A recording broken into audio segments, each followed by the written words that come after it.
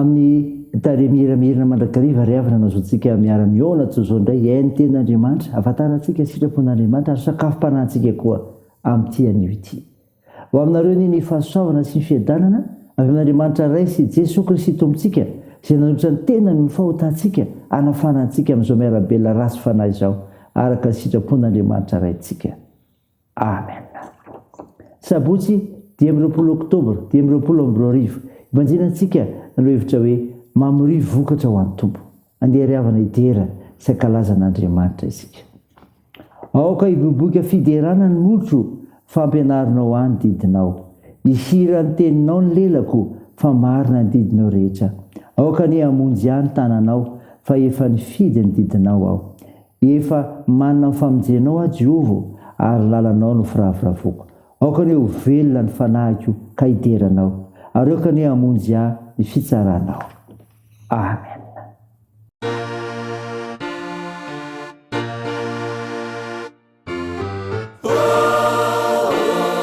Hosanna,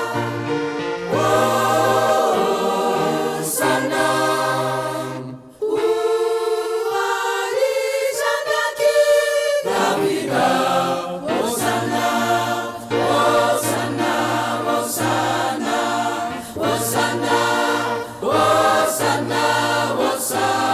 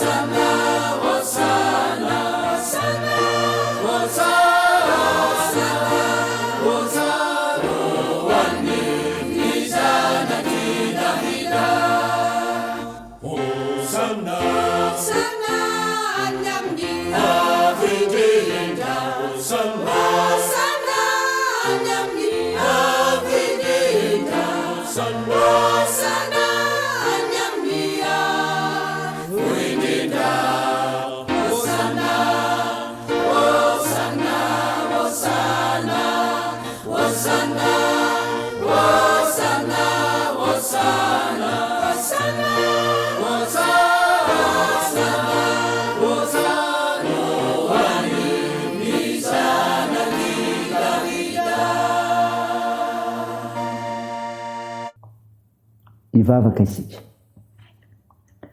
Ry Jesosy tomponay io, Andriamanitra mpifehy ianao, misaotra anao izay amin'ny zavatra rehetra, ko mankalaza sy midera mivonazy sy narinao masina. Tompo, mahatsiaro ny tenanay izay fa mpanota, ko mandohariko eo natrehanao, miaiky ny fahadisoanay, mamindra foanay ry mamela anelokay. Fa namasino, midira, manjaka ty anatinay amin'ny fianonan'ny teninao mitondra famonjena, ka namafisanay sy avozanay amin'ny finoana ianao. Aminaran'i Jesosy Kristy tomponay. Amen.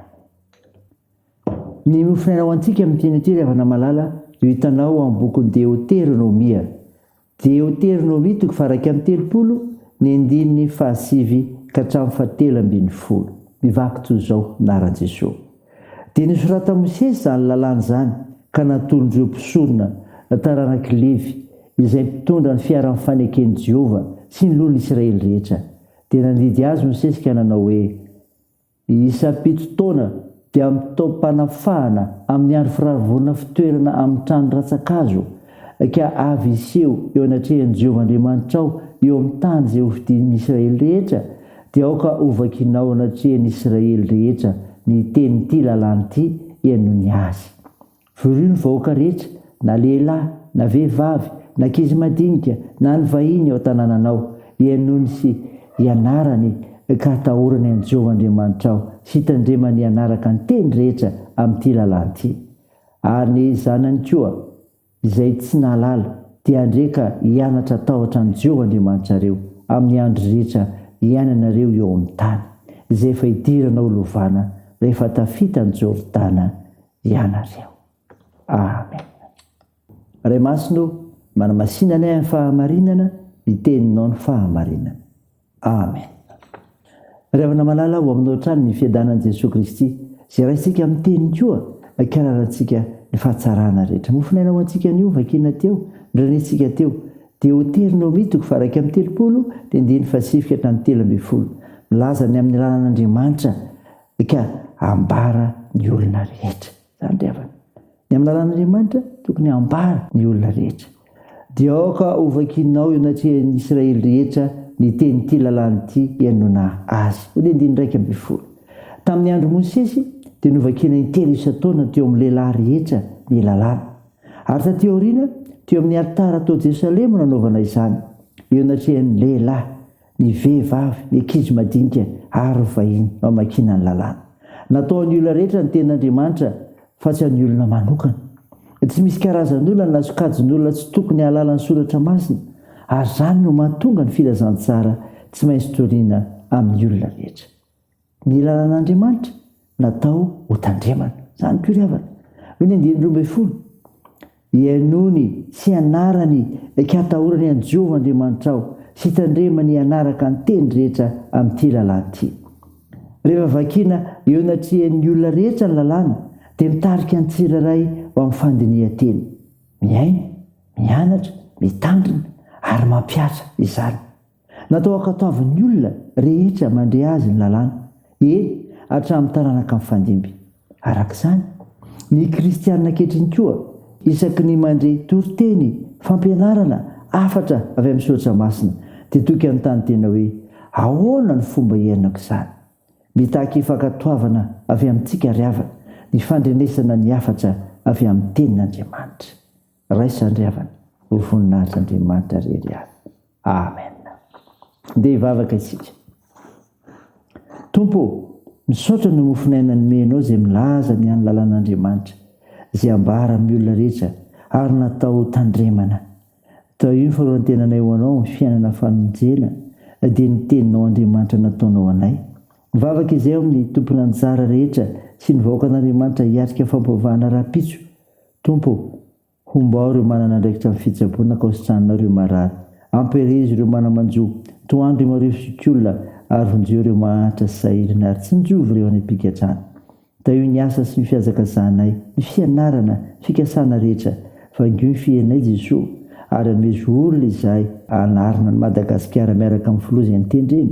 Ary dia matoky ny fanendrenao izahay fa manana olona ianao afaka manao izany. Dia aperaka finompialan-tananao izany. Aminaran'i Jesosy Kristy mpanavitra, ilay fantsangana tamin'ny maty, nanaovanay ny vavakay ary nampiandrinay koa ny vavaka manao hoe raha na eo izy eny an-danitra ho masinina anie ny anaranao ho tonga anie ny fanjakanao atao anie ny sitraponao etsy an-tany ho tahaka ny an-danitra be ho ny izy anina sahaza ao anay ary mamela ny elokay tahaka ny namelanay izay meloka taminay ary aza mitondra anay amin'ny fakapanahy fa manafany amin'ny ratsy fanao ny fanjakana sy ny hery ary ny voninahitra mandrakizay amen. Raha isan'ny finoana riavana nitsodrana tolotra anao aminaran'i Jesosy Kristy aza matahotra anao fa momba anao aho raha iza mierikerika foana fa izao n'Andriamanitra aho mampahery anao aho sady mamonjy anao eny mitantana anao an-tanaka avana amin'ny fahamarinako aho amen. Ho an'Andriamanitra irery ny voninahitra amin'ny anaran'ny Ray sy ny Zanaka ary ny fanahy masina amen.